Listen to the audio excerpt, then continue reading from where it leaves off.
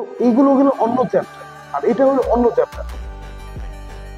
আমাদের mind relax হয় আগে কিভাবে? দীর্ঘদিন আগে আমি দেখতে পাইছি যে ওই ভাই ওখানে ওই নেশাটা করছে, আর আমাদের মাইন্ডের ভেতরে ওটাই ঘুরঘুর ঘুরঘুর ঘুরঘুর করছে। আর কিছুক্ষণ পরে আমারও মনে চাচ্ছে না একবার মারি, কিছু হবে না, একবার করলাম না, শেষ হয়ে গেলাম, আবার শুরু হয়ে গেল।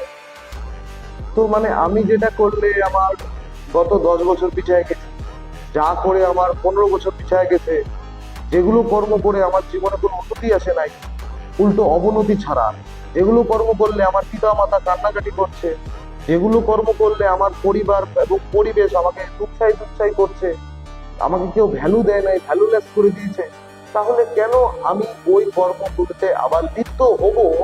একটা চিকিৎসা নেওয়ার পর, যেই চিকিৎসাতে ম্যান মেকিং করা হয়, যে চিকিৎসাতে তোমাদেরকে সার ব্রেনে বোঝানো হচ্ছে যে তোমাকে এইভাবে চলতে হবে, সেইভাবে চলতে হবে, ভালো থাকতে হবে, একটা চিকিৎসার পর কেন আবার তোমরা ওই পদে, ওই রাস্তায় নিজেকে বদল করে দিচ্ছ?